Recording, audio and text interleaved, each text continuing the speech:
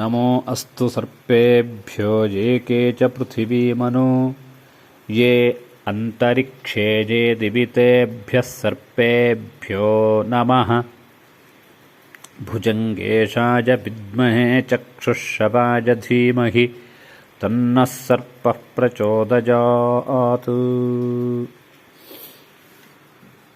ಎಲ್ಲ ದೇವತೆಗಳ ಆರಾಧನೆಗಳಲ್ಲಿ ನಾಗನ ಆರಾಧನೆಯನ್ನು ಬಹಳ ಪ್ರಾಶಸ್ತ್ಯ ಅನ್ನುವುದಾಗಿ ನಮಗೆ ಪ್ರಾಜ್ಞರೇ ಹೇಳುತ್ತಾರೆ. ಯಾಕೆ ನಾಗನನ್ನು ಆರಾಧನೆ ಮಾಡಬೇಕು ಅಂತ ಕೇಳಿದರೆ, ಅದರಲ್ಲಿಯೂ ವಿಶೇಷವಾಗಿ ನಾಗರ ಪಂಚಮಿ ದಿವಸ, ಶ್ರಾವಣ ಶುದ್ಧ ಪಂಚಮಿ ದಿವಸ ಯಾಕೆ ನಾಗನನ್ನು ಆರಾಧನೆ ಮಾಡಬೇಕು ಅಂತ ಕೇಳಿದರೆ, ಅದಕ್ಕೆ ನೈಮಿಷಾರಣ್ಯದಲ್ಲಿ ಶೌನಕಾದಿ ಮಹರ್ಷಿಗಳು ಸೂತ ಪುರಾಣಿಕರನ್ನು ಪ್ರಶ್ನೆ ಮಾಡುತ್ತಾರೆ. ಆವಾಗ ಪ್ರಶ್ನೆ ಮಾಡಿದಂತಹ ಸಂದರ್ಭದಲ್ಲಿ ಸೂತ ಪುರಾಣಿಕರು ಹೇಳುತ್ತಾರೆ, ಪಾಂಡ್ಯ ರಾಜ್ಯದಲ್ಲಿ ಬಹಳ ಬಡತನದಿಂದ ಪೀಡಿತನಾದಂತಹ ವೇದಶರ್ಮ ಅನ್ನುವಂಥ ಒಬ್ಬ ಬ್ರಾಹ್ಮಣನಿರ್ತಾನೆ. ಅವನಿಗೆ 8 ಗಂಡು ಮಕ್ಕಳು ಹಾಗೂ ಒಬ್ಬಳು ಸುಶೀಲೆಯಾದಂತಹ ಹೆಣ್ಣು ಮಗು ಇರ್ತಾಳೆ. ಹೀಗೆ ಸುಶೀಲೆಯಾದಂತಹ ಹೆಣ್ಣು ಮಗು ಮನೆಯಲ್ಲಿರುವಂತಹ ಸಂದರ್ಭದಲ್ಲಿ ಒಮ್ಮೆ ಗರುಡನಿಂದ, ಸ್ವತಃ ವಿರೋಧವುಳ್ಳಂತಹ ಗರುಡನಿಂದ ಬೆದರಿಕೆಯುಳ್ಳಂತಹ ನಾಗ ಅವಳನ್ನು ರಕ್ಷಕಳಾಗಿ ಹೊಂದುತ್ತಾಳೆ. ಹೀಗೆ ನಾಗನನ್ನು ತನ್ನ ಮನೆಯಲ್ಲಿ ಒಂದು ಕಡೆಯಲ್ಲಿ ಇರಿಸಿ ಸರ್ಪರಾಜನನ್ನು ಆ ಸುಶೀಲೆ ಚೆನ್ನಾಗಿ ಪೋಷಿಸ್ತಾಳೆ. ಹೀಗೆ ಇವಳ ಸೇವೆಯನ್ನು, ಇವಳ ಪೋಷಣೆಯನ್ನು ಕಂಡಂತಹ ನಾಗ ಸಂತುಷ್ಟನಾಗಿ ಪ್ರತಿದಿನವೂ ಕರ್ಷದಷ್ಟು ಬಂಗಾರವನ್ನು ತಂದು ಸುಶೀಲೆಯ ಮನೆಯಲ್ಲಿಡ್ತಾಳೆ. ಅವಳ ಎಲ್ಲ ಬಡತನ ನಿವಾರಣೆಯಾಗ್ತದೆ.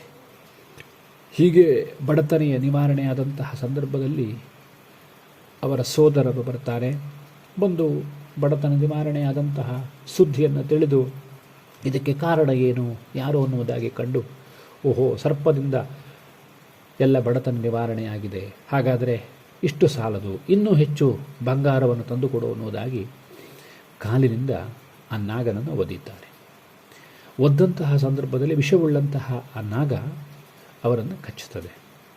ಕಚ್ಚಿದ ಆ ಸಂದರ್ಭದಲ್ಲಿ ಆ ಎಲ್ಲ ಅಣ್ಣಂದಿರು ಕೊಲ್ಲಲ್ಪಡ್ತಾರೆ, ಮರಣ ಹೊಂದಲ್ಪಡ್ತಾರೆ. ಆವಾಗ ದುಃಖಿತಳಾದಂತಹ ಸುಶೀಲೆ, ತನ್ನಿಂದ ಏನಾಗಿ ಹೋಯಿತು, ಎಲ್ಲ ಅಣ್ಣಂದಿರ ಮರಣಕ್ಕೆ ನಾನು ಕಾರಣವಾಗಿ ಬಿಟ್ಟೆ, ಇನ್ನು ಏನು ಮಾಡಲಿ, ನಾನು ಯಾರನ್ನು, ನನ್ನ ತಂದೆ ಬಂದು ಕೇಳಿದರೆ ನಾನು ಯಾರಿಗೆ ಹೇಗೆ ಉತ್ತರ ಕೊಡಲಿ ಅನ್ನುವುದಾಗಿ ದುಃಖಿತಳಾದಂತಹ ಆ ಸುಶೀಲೆ ನಾರಾಯಣನನ್ನು ಪ್ರಾರ್ಥನೆ ಮಾಡಲಿಕ್ಕೆ ಪ್ರಾರಂಭ ಮಾಡ್ತಾಳೆ. ಹೀಗೆ ಪ್ರಾರ್ಥಿಸಿ ಸ್ತುತಿಸಿ ಕೊನೆಗೆ ನಾರಾಯಣ ಬರದೇ ಇದ್ದಾಗ ತನ್ನ ಶಿರವನ್ನೇ ನಾರಾಯಣನಿಗೆ ಸಮರ್ಪಣೆ ಮಾಡಲಿಕ್ಕೆ ಹೊರಡುತ್ತಾಳೆ. ಆ ಸಂದರ್ಭದಲ್ಲಿ ಸಂತುಷ್ಟನಾದಂತಹ ನಾರಾಯಣ ಬರ್ತಾನೆ, ಬಂದು ಅವಳಿಗೆ ಅಭಯವನ್ನು ಕೊಡುತ್ತಾನೆ. ಅಷ್ಟೇ ಅಲ್ಲ, ಈ ಸರ್ಪರಾಜ ಅಂತ ಹೇಳ್ತಾನೆ, ಸಂಜೀವನ ರಸದಿಂದ ಈ ಬ್ರಾಹ್ಮಣರ ಮಕ್ಕಳನ್ನು ನೀನು ರಕ್ಷಿಸಬೇಕು. ಅದೇ ರೀತಿಯಾಗಿ ಕನ್ನಿಕೆಯಾದಂತಹ ಸುಶೀಲೆಗೆ ನಾಶರಹಿತವಾದಂತಹ ಧನವನ್ನು ನೀನು ಕೊಡಬೇಕು ಅನ್ನುವುದಾಗಿ ಹೇಳ್ತಾನೆ. ಅಷ್ಟೇ ಅಲ್ಲ, ಸಂಕರ್ಷಣಾತ್ಮ ನಾಗೇಶು ಸ್ಥಿತ್ವಾ ಗೃಹ್ಣಾಮ್ಯಹಂ ಸ್ವಯಂ. ನಾನು ಈ ಭೂಮಿಯಲ್ಲಿ ಸಂಕರ್ಷಣ ಅನ್ನುವಂತಹ ಸ್ವರೂಪದಲ್ಲಿ ನಾನು ಪೂಜೆಯನ್ನು ಸ್ವೀಕಾರ ಮಾಡುತ್ತೇನೆ ಅನ್ನುವುದಾಗಿ ಹೇಳುತ್ತಾನೆ. ಆ ಸಂಕರ್ಷಣಾಗಿ ಭೂಮಿಗೆ ಬಂದು ಪೂಜೆಯನ್ನು ಸ್ವೀಕಾರ ಮಾಡುವಂತಹ ದಿವಸ ಯಾವುದು ಅಂತ ಕೇಳಿದರೆ ಅದು ನಾಗರ ಪಂಚಮಿ. ಅಂತಹ ನಾಗರ ಪಂಚಮಿಯ ದಿವಸ ಸಾಕ್ಷಾತ್ ನಾರಾಯಣನ ಅಂಶರೂಪದಲ್ಲಿ, ಸಂಕರ್ಷಣ ಸ್ವರೂಪದಲ್ಲಿ ನಾಗನನ್ನು ನಾವು ಪೂಜೆ ಮಾಡುತ್ತೇವೆ. ಅಂತಹ ನಾಗನನ್ನು ಪೂಜೆ ಮಾಡೋದರಿಂದ ನಮಗೆ ಸರ್ಪದೋಷ, ನಾಗದೋಷ, ಚರ್ಮ ಸಂಬಂಧವಾದಂತಹ ದೋಷ, ಸಂತಾನ ಸಂಬಂಧವಾದಂತಹ ದೋಷ, ನರ ಸಂಬಂಧವಾದಂತಹ ದೋಷ, ಇದೆಲ್ಲವೂ ನಿವೃತ್ತಿಯಾಗಿ ನಾಗಾನುಗ್ರಹ ಅನ್ನುವಂಥದ್ದು ನಮಗೆ ಪ್ರಾಪ್ತಿಯಾಗ್ತದೆ.